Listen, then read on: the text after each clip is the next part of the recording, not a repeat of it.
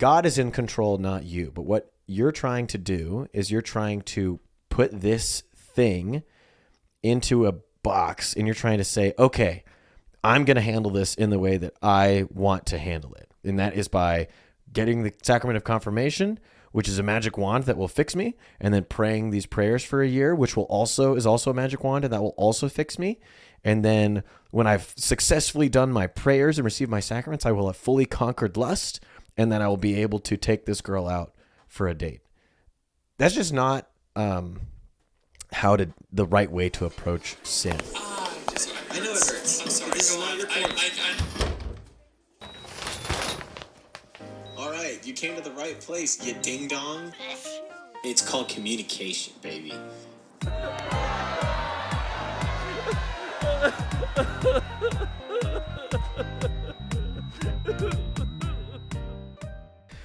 Welcome to The Crunch, the only podcast about dating where the two male hosts are not total, absolute creeps. It's your boy, Ethan. And I'm Patrick. Are you talking about another podcast? What do you... I'm talking about other podcasts, yeah. Oh my gosh. That's awful. I mean, I think it's awful for them, but it's great for us. What The bar is so low. Who are you talking about? I don't think that's very nice. I'm talking about the secular podcasts out there that do dating advice. Oh, sure. Yeah, two dudes that are like sitting there and they're like, yeah, what you do when you see a hot lady? How would you open? That's What do you do when you see a girl that you like? What do you do when you see a girl? What if you saw a girl? Ooh. What if you saw a girl? Ooh. And then the replies are all like super slick, like the one that got me was it was like D pawn. It was like pawn E2. Like it was a girl at a chessboard. She's like, I see you're a fan of the game. Let's play. I play pawn E2. And someone was queen's pawn E2, and it was like someone did a diagram like queen's pawn here. Yeah, that's pretty funny. You have to go sideways. You can't can't go do sideways that. with a pawn. But if you want to play real chess, and by chess I mean if you wanna have a strategic advantage in your relationships, then you've come to the right place. I'm Dr. Ethan. I'm here to surgically alter your brain to not only give me money at a monthly rate, but also to help fix your dating problems and all of your hang-ups. And Patrick is here, and he's the one that goes and fetches my gloves and my little needles that I use to inject your spinal cord. And 50 C. Do you give epidurals for your surgery? I give 50 cc's of copium straight into your back every week. For only $10 a month on patreon.com. Can you believe it? Our copay is $10 the deal. a month, if you can believe it. It's global Our billing. copay is $10 a month. Billing. Yeah, it's like in Turkey how you can go and you can get dentistry done for like $6. You know? Easy. We're the Turkish cosmeticists of America in dating. Yeah, man. Did dental work for $6. Call that Turkish delight. Nice. I don't know. No, All right, hold on. Even question? better. Oh. Even better. Ready? Hold on. Yeah. I did dental work. I got Turkish dental work done. Called that turkey and cheese. Okay. All right. Because you smile with your teeth. Cheese. Oh yeah, I got it. Turkey and cheese. Yeah. I was gonna try and do something with cheddar, but that's too derivative. We'll move on. We'll do the first question. I'll let you have that one. I'm ready for the first question now. I'm not gonna do Father Harrison and try to one up you. By the way, pray for Father Harrison. I love you, Father Harrison. I hope you're getting better. I hope Father Harrison's okay. I hope this health incident has made you look deep into yourself and realize that clerically speaking can be so much better than it is. Yes, and all you have to do is let Father Anthony talk. Sorry, that sounded It's really. true. I mean, I meant to say let Father Anthony talk about whatever he wants. Just let him loose. Yes. And then you just react. let him finish his sentences, please. That's all we want. Friends. I love our They're friends. good guys. Father They're Harrison good is guys. so They'll make it smart. someday. He is so smart. He's too smart. doing man. too many We need to put things. him. We need to put him in a little chamber where we can suck his brains out and put him into everyone else's brains. I think that's what monks used to do. They used to have like little chambers. They just take their brains, they put them in a vat. I don't know. I never saw the movie. Let's have our first topic. Y'all, I need some advice. At All right. the end of March, I started spending time with this girl, just as friends, but I quickly developed feelings for her. And a part of me thought she liked me too. But she said she wanted to be friends first for a while, and I respected that. We spent almost all of April together. She would come to church with me. Then we both moved home for the summer, but we kept Snapchatting daily. I noticed as time went on, each reply would be longer and longer in between until at the end of May, she stopped talking to me, not starting any new conversations. I know she is introverted and goes through periods where she likes to be alone, so I just let her have her space. It's been 4 weeks now. I want to reach out, but I'm scared to. Knowing her, it is entirely possible she's waiting for me to message her, as she is very shy and does not like to make the first move. But I don't know because yesterday was my birthday and she did not even text me happy birthday. Additionally, I began praying to Saint Therese to send me a rose as a sign that I should reach out. And on Friday, my mom came home with a bouquet of roses. Do you think it's a sign? Should I reach out to her, even if it is just for closure? I was going to make fun of him, but then the roses thing. That's kind of The funny. roses thing. I know. I was gonna make fun of him too. That's classic. Here's the thing. I want you to know this. Shy women still like guys. It's true. and Shy will, women like, still want- like men. Nobody is so shy that they're like, this person that I'm really attracted to and enjoy spending time with, not gonna talk to him. Yeah. You know what I mean? Like, it's nobody good is that she's shy. Right. Like, people aren't shy around people they like. You know what I mean? Yeah. Like, you're Well, shy when you're in like, They're shy around know what I'm people they saying? like. I'm mirroring you. They're shy around Good. people that they means I'm dominating the conversation. they're shy around people that they're attracted to and are nervous. They're nervous. You know, I get maybe that's a good way Sure. to put it. But I will say, like, a shy girl is the best case scenario because if she likes you, she'll talk to you and you'll be like, oh wow, she's usually so shy. She's talking to me. That's great. If she liked talking to people, it would be hard to tell because you're like, is she just talking to me because she likes talking to people? And then if she doesn't Right. talk to you, you can go, she does not like me. That's easy to figure out. Yeah, I think the dress thing is kind of a wrench in the whole thing because it's like, you know, I'm not going to tell you that these roses are disconnected from your prayer because I've heard too many stories of things that have happened with people and roses. So I also think that you kind of screwed up here too, where you just like let it hang for 4 weeks, where you were just like, she's probably shy. Nobody's shy for 4 weeks. That's just like so long. She's not like sitting there and be like, oh, maybe if I wait for 31 days, she'll finally have built up the courage. It doesn't take her a month to charge up a text. Talking, you know? Yeah. I think you're Right, making like, too many that's- excuses for her. You To try and, are like, figure her 100%. out, you know? I think you can figure out what she wants and what her preferences are if you were to talk to her. Mm-hmm. So instead of saying like, oh, she's probably shy and that's why she's not texting me, maybe just calling her up or texting her and saying, hey, haven't heard from you lately. Is it because you don't want to talk to me anymore, or is there something else going on? Maybe don't say it like that, but Don't say it like that, but just test the waters. And I mean, if she keeps Yeah. dropping the ball in the conversation, one of two things is true. One, she does not like to talk to people over Snapchat or text. She's just not. That's not the kind of person she is. That's less likely than Right. the second option, which is she might not like you. she just might not like you, and that's fine. Not like you. I think it's fine to reach out to her just to get some closure if you want, but in my mind, this is a pretty open and shut case. You know, the taper is miserable when you're going through it, you know, especially when there was a spark beforehand Oh and yeah. like you're texting back, you're just texting all day. And then all of a sudden it's like, oh, it takes half an hour to hear back. And you text like a little bit and then it's like, it breaks off for the rest of the day. And then maybe you And get there's a too little bit much the next day. blue. And then, oh, you're double texting. and she's responding with what? Ha ha. Oh, dude. Oh, it hurts. It hurts. Yes. It hurts. But It does the hurt. good I've news been there. is that one day it ends. And then you're like, why is my wife texting me so Or- much? I'm at work. That's true. That it does kind of go the other way. Where it's like I trust you to purchase a shower curtain. I don't need you to check with me. You know? You got it.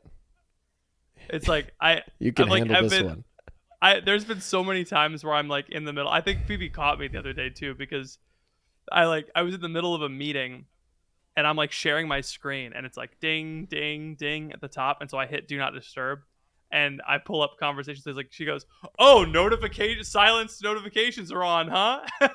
Like as a joke. But I was like, I think she caught me. So I Yeah. turned that feature off. Now she can't tell when I've silenced her notifications. Because I don't want her to know that I've silenced her notifications. That's not fair, you know? Yeah. I think my wife just understands that I'm usually just gonna ignore her texts until I have a minute. Until I get home, yeah. Or I just like we'll just go through them all at the end of the day. Like we'll put Peter to bed. I'm like, all right, so you wanted to talk about this, you want to talk about this. And then we just go through like a daily review. And then I go over to Instagram and I'm like, I watch all the reels she sent me that day and I'm like, oh, that's interesting. Yeah, we could probably do that. That's good. All right, is there anything else? You know? I didn't It's like realize clear this the was table. I didn't realize this was in our food, you know, that sort of thing. Right. Yeah. Yeah. Dude. The end of every friend group in its 20s starts when the women start listening to health podcasts and when the men start listening to business podcasts. That's the end of every friend group. Because it just means that it's over, you know?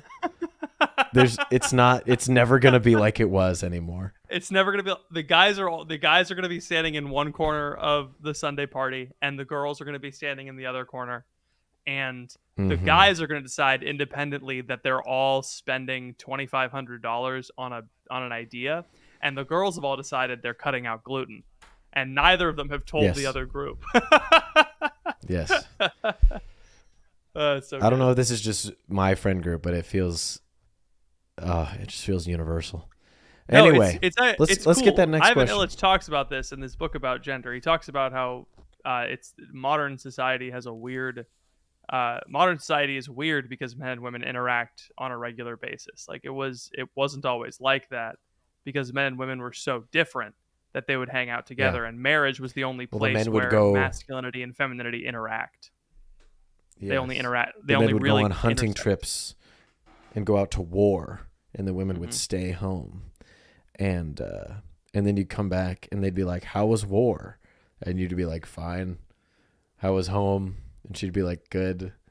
"I think you should eat this way." "Can't. I'm at war right now." You No, know? not only that, Just like different. men would go to work or like to the city, True. you know, and like women would stay in Which their is war in its neighborhoods with own each way. other. Yeah, but it's like much more The traffic on the 405. I'm on the one, beeping my horn, Mm. sipping my coffee. All right, let's read the next question. I'm ready. How much do politics matter in dating? I, 28 None. female, have gone out with a man, 30 male, a few times who holds pretty progressive views. I'm more conservative. I love that. Progressive BF, conservative GF. Conservative. No, GF, honey, like yeah. I want you to be liberated. I don't know if that's Subjugate necessarily me. what it is. He says he follows church teaching for himself, but also expressed he wouldn't mind if the church changed its stance on gay marriage. I'm personally pro traditional marriage, but publicly, I would be really Not. happy if the church all of a sudden was okay with me. I mean, people being gay. It's fine. That's how I feel whenever a priest is like very, very like, the church needs to be more welcoming of gay people. I'm like, yeah, Father. Do they? You gotta. You got something you want to share? Anyway, we're supportive of you, Father, if that comes up. All right. Anyway, I'm trying to be open-minded, but I'm on the picky side. Is this an issue? It's been bothering me more now that I think about it. I don't understand his point of view. I worry it's indicative that there could be a mismatch of how we view gender and family life in general. What do you think, Dr. Ethan?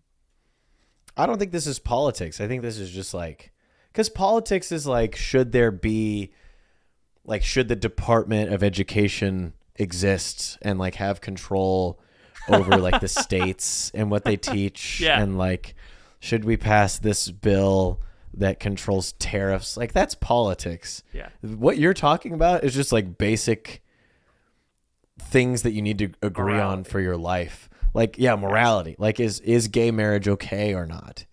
And if it's not, and you both agree that gay marriage is an oxymoron, then like that's good. But if you disagree, and one of you thinks, because you're dating to enter into marriage one day, and so if you disagree fundamentally on what marriage is, then that's probably gonna. This is Little not bit of an politics. issue, That's yeah. just like, this is just humanity needing to connect. Yeah, it's on, like, politics the- in the- the broad sense, but it's Sure. in the way that you mean it. Like, does politics really matter? It's like, oh, does this little thing really matter? No, a little thing doesn't matter. No. This is a big thing. You know, This is a big thing. it's not Yeah, politics this in is the a same really way that like big the thing. abortion debate isn't politics. It's just people are pretending like it Correct. is politics. Yes. Anyway. So Yeah, I I think think he's it's probably fine to break up with this guy if you don't like him. And it sounds, I mean, maybe you have a guy friend of yours that you could introduce to him to kind of make him feel a bit better. I don't know. He might He also seems hangs like he out might with like his that. roommate a little bit too much. Like, they seem really close. Kind of a Bert and Yeah, Ernie they're- situation. You're not really sure what's going on there. Yeah. They're always going out to this bar on Saturday nights, and like they never invite me. Like, I don't know what's I told you going about the time Phoebe and I accidentally went to a gay bar, right? I found his leather drawer. Is this politics? He's got a whole Is this- drawer. I don't know what this is. Ladies, if your man has a leather drawer, it's not your Yeah. man. He's hiding If he has leather drawers, even more so. something. It's a problem. A man can have leather, but it has to be on a hanger. That's the rule about leather.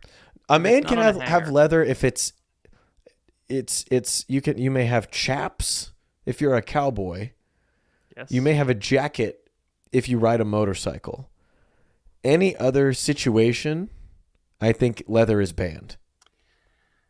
Yes, any leather should not be touching the skin. Leather that touches the skin is a problem. I think that's what it is. That's a really good point. that's yeah. that's the line. That seems like leather is outerwear. that's one of Like, those there's laws. Yeah. there's a reason why they have chaps instead of just so they can grip the cow or grip the horse without a saddle on. There's a reason why they have chaps instead of just wearing leather pants, because leather pants Oh, can you imagine riding a Save those horse for with just June. leather pants on? Oh my Miserable. gosh. You get Awful. so hot and sweaty in there. All Oh. just stays. Not cool. Not It cool. doesn't breathe. You do really Oh. need chaps if you're gonna ride a horse or a bull without a Yeah. saddle on. Because we did one of those mechanical bulls at a party I was at a couple months ago, and everyone who was Uh-huh. wearing pants had a horrible time. If people were wearing shorts, they had a great time. They could grip. Yeah. Did you? Mhm. Is there any video of you that exists of you on the bull? I think so. I think so. Can you post it in the patron Discord, please? I'll ask Zach if he had it at that same party. Zach, my friend Zach, who I've known since high school, and he's had like Apple products since high school. So like he's had iCloud since high school. He comes up, he's like, "Here, I got a bunch of pictures of you in high school." I'm like, "Bro, what are you doing that for? That's so mean. Come on." He was like, "Look Dang. how cool you looked," and I was like, "Oh, thanks, man. That's so sweet." You were a cool looking You're guy. lying. Because I remember like when you were captain of the football team and you went prom king and all that stuff. You're Man, thinking that of was my cool. brother Nick. You're I thinking was Nick thinking of Nevy. myself actually. Ah. Were you prom king? No, I was nominated for the Winter Court, which was like the third dance of the year that was less important than both homecoming and prom. And I didn't even you're win. like- I was just nominated. So, Sucks. Yeah. yeah, it's fine. It's because I had Twitter, though. That's rocketed my popularity. It's my senior year of high school. Oh, I bet. All right, you want to All right, let's get to do another let's do question? the final question. And then I'm gonna have another margarita, and I'm gonna watch Independence Day with my family. I just got out of a cold shower, and boy, are my arms tired. I just got out of prison, and I need something to get my spiritual life back on track. Speaking of prison, thank you to Exodus 90 for sponsoring this episode of our podcast. If you've done Exodus 90, you might have felt like you were in a prison of not being able to watch television. But Exodus 90 is more than sacrifices and cold showers and asceticism. Yes.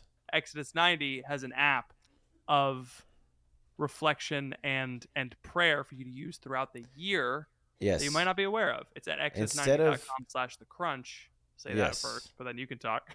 No, exodus90.com/thecrunch is the place to go. Instead of being, in jail, not having snacks because I didn't have enough money in my commissary, I am now not eating snacks because of Exodus 90. Exodus90.com/crunch is the place to be. And this month, they're doing a special course in anticipation of the National Eucharistic Congress, special course on the Eucharist that you can get. If you go to exodus90.com/crunch, you get 14-day free trial, and you can go deeper as we as a nation prepare for the National Eucharistic Congress. It's a big ticket item, but Exodus 90's got some really, really great stuff on there about the Eucharist that you're going to want to see. Exodus90.com/thecrunch for the 14-day trial. Patrick, you've been liking what they've been doing. I've been liking what they put out. I knew about this app a while ago before they sponsored the podcast. I used it when I did Exodus 90, and I can highly recommend it. So exodus90.com/thecrunch, 14-day free trial. Thank you, Exodus 90, for sponsoring this episode of The Crunch. Do it now, or else my prison sentence was in vain. Patrick, you're always talking about how you're reading books. I'm protesting. I'm not reading books anymore. You're not reading books anymore? No, you need to convince me to read a book. I don't want to read books anymore. I need to convince my friends to read a book. I want to. Yeah, I don't want to read books anymore. I want to watch television and sit on the couch. I'm going to use pathos here and appeal to your emotions because you're my friend. Yes.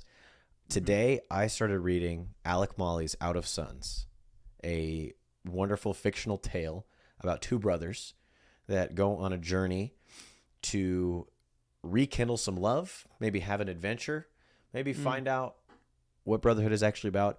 I was reading it, first of all, because the author's a friend of mine. He sponsors the show. But then as I got about 20 pages into it, I was like, hold on a minute. My guy, who's a friend of mine from college, actually wrote a pretty compelling book. Dang. I know. I was like, shoot, this is good.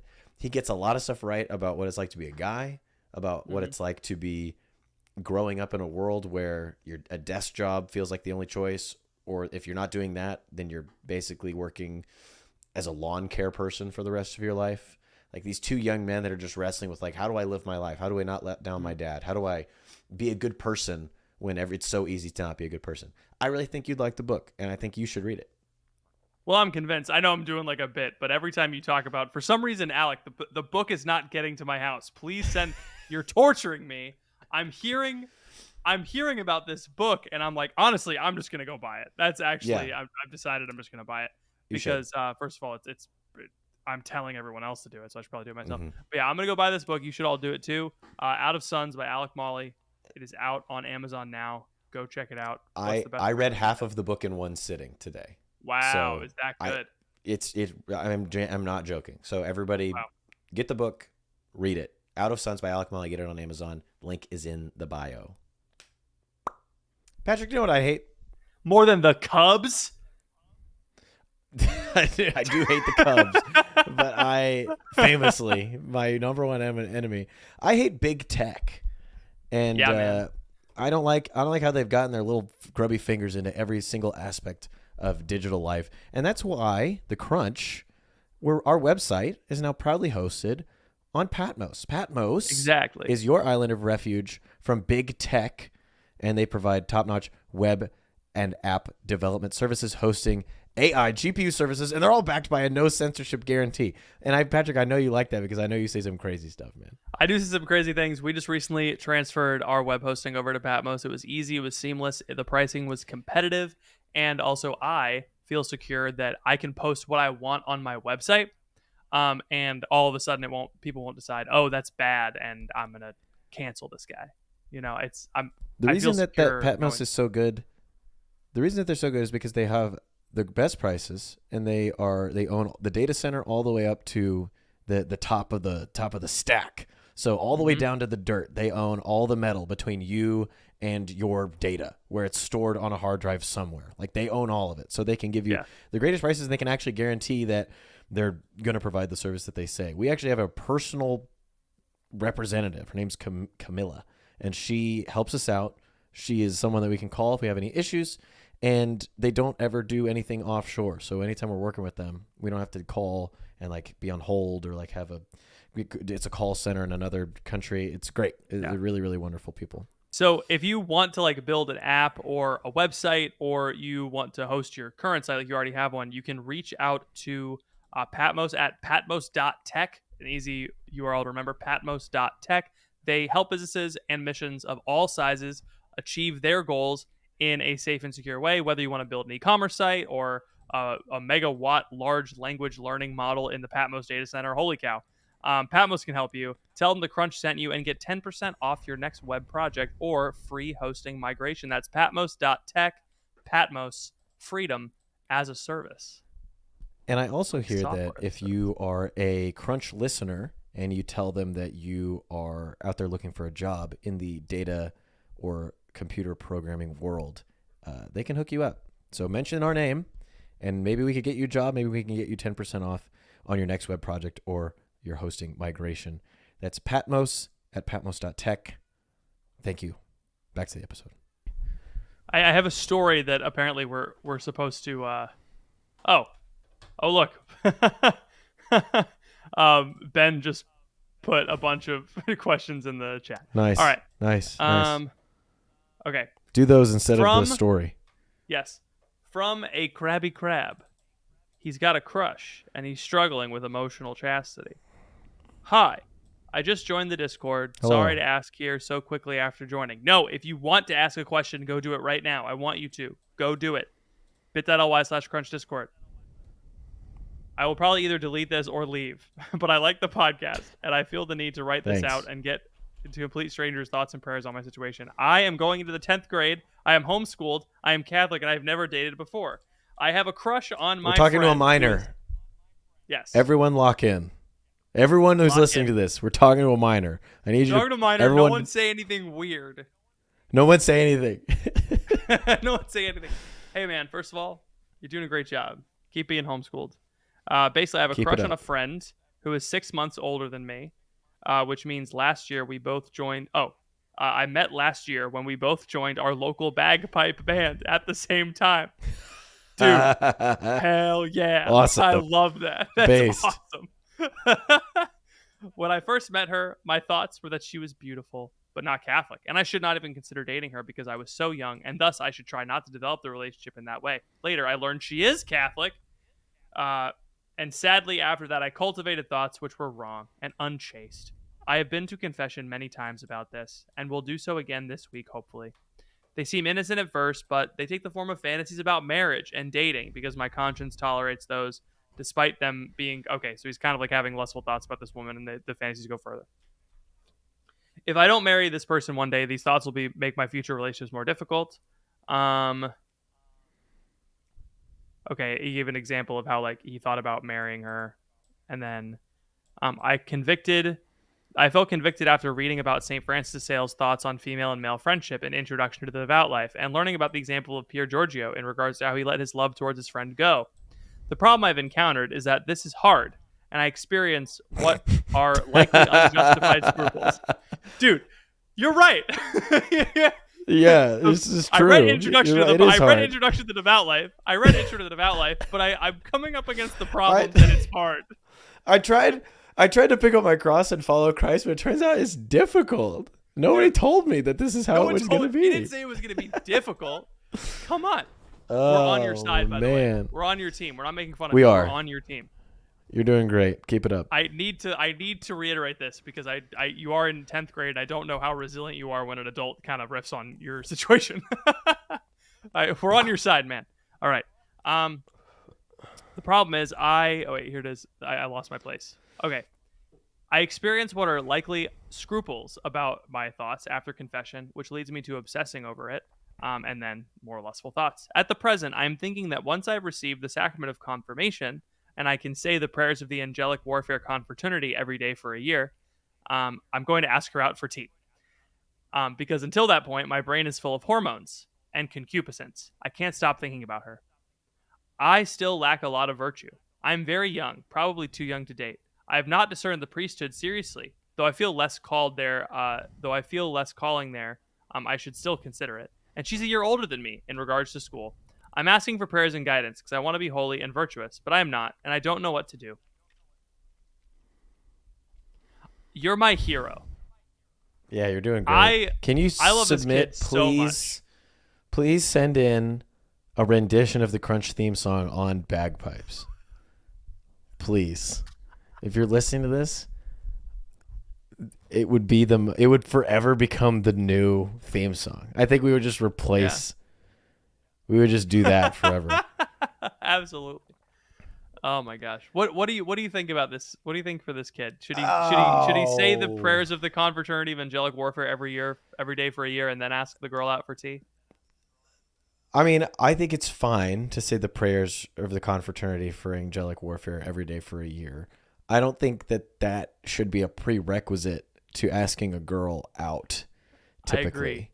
I agree. For reference, my friend, a year is 1/16 of your life.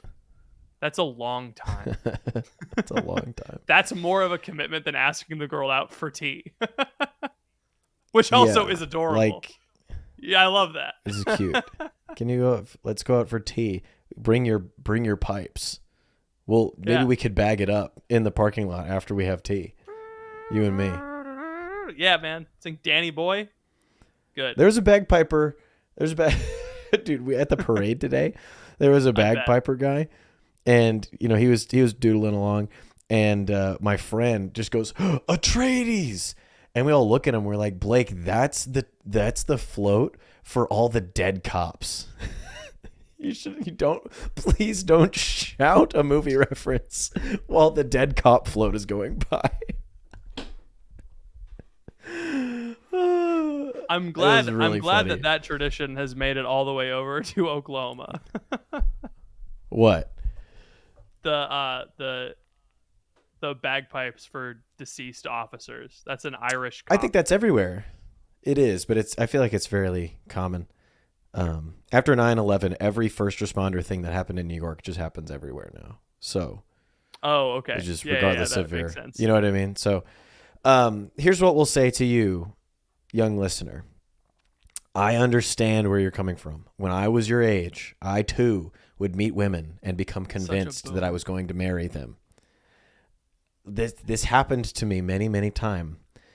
You are placing an inordinate amount of pressure on yourself, I believe, to conquer this particular thing in the way that you would prefer to conquer it, right? So God is in control, not you. But what you're trying to do is you're trying to put this thing into a box, and you're trying to say, okay, I'm going to handle this in the way that I want to handle it. And that is by getting the sacrament of confirmation, which is a magic wand that will fix me, and then praying these prayers for a year, which is also a magic wand, and that will also fix me.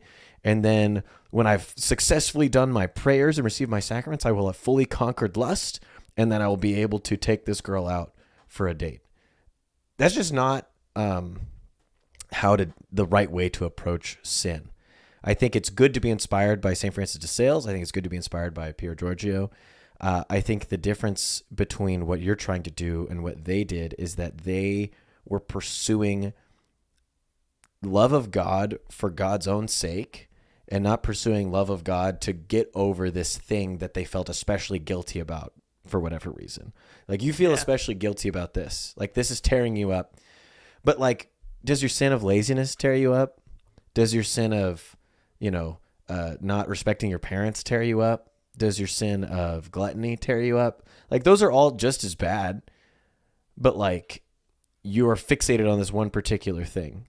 And so I think what you need to do is you need to pursue God in prayer. You need to pursue a relationship with him, and you need to not let the relationship with this girl be the reason that you develop a prayer life, because that's not the reason to develop a prayer life. You need to do things for the love of God only.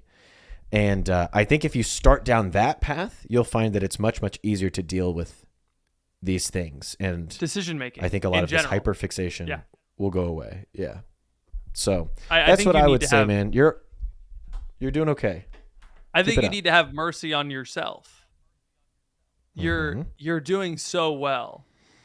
Most young men your age are not even considering this. And it's Right. probably not. That doesn't make you better than them, though. No. What that makes you is that means that the Holy Spirit has already worked in your life in a way to make you cognizant of some sins. But I think Ethan is right, is like your sin, what you deem to be a sin of lust, and I'll take your word for it. Your examples that you gave did not denote any lust that I would be. Anyway, you were like, here's an example, and I was like, uh-oh, and then it was like kind of mild. But I'll take your word for it. Owned. I'll take your word for it. It's your feelings about a sin does not denote the seriousness of the sin. Like your feelings about it does not determine its seriousness. Objective reality determines the seriousness of the sin, and it's I think you're overtly fixated on this because you're afraid of falling into some serious sexual sin, and I think that's good. I would be afraid of that too. But I think that there are fear is not there's no fear in love, and you should go. I think that's a great thing. Ethan's like, pursue God first, everything else will fall into place. Just know you are not perfect. Confirmation will help. Angelic warfare will help. Because God works through those things. But it's always God working. It's not those things working in and of themselves. So, yeah, man, Right. Keep it up. The best thing The you spiritual can do life does not exist so that you can like take. Sometimes the language of spiritual warfare is really annoying because it's like the rosary is your weapon. It's like not really, like the spiritual life is not like an armory room where you go in and you like take the thing. It's not the John Wick suiting up scene where you like get custom fit by a sommelier, like the exact things that you need, and then you're able to go out and like beat the bad guys. It's like it's much more holistic and much less practical than that. Like the spiritual life is not like a, I buy this thing with my time and my spiritual energy and I get this reward. It's like a relationship of love. And if you try to view it as any other way, then everything gets all twisted and messed up. So that's what I was saying, man. My advice actually is ask her out to tea tomorrow. Yes, don't wait. Not because, oh, she might be the one. Because the best way to cure a fantasy is reality. Mm-hmm. If you talk to this her girl more, might pick her nose, and she might have might be toe gross. fungus. And you'll be like, she's a girl, one tea so was she enough. has cooties. Yeah. She has And cooties, so- and you'll learn that very quickly. And so, like, just ask her out to tea as a friend. You're right. You're not ready to date for marriage, but you are ready to hang out with a girl. So You're ready to have tea. You can have tea with a girl. That's fine. I think that's okay. Unless your parents say only you're not rules allowed to that you date, in which make- case, don't listen to me. That's true. Listen to your parents. The only thing that you have to do is you have to make the Crunch theme song on bagpipes, and then you have to bring the tea back to us and let us know how it went. Mm-hmm. Well, that's the end of our was a great show. I would question. like to thank. That was a great question. What were you gonna say? I was like, that was a great question. I think that more people should be less afraid to ask us questions. Come on, hit us with whatever you got. Send a really long question. You know you got questions. Bring them in. I would like to thank the sponsor of this episode, Out of Suns, a great book by Alec Molly. If you've not checked it out, it's a book that I read and it made me cry. So definitely buy it on Amazon. The link is in the description. Exodus 90, thank you for sponsoring this episode, and Patmos Hosting Solutions. Thank you so much for all of our sponsors and for all of you guys who love and support us and care about us. Patrick, do you have anything else for the people?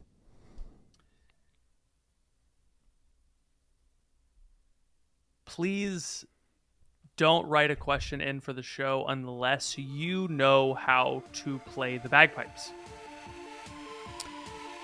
Thank you all for listening. Please pray for us. We will be praying for you, and we will see you all next time. Bye-bye. Bye bye.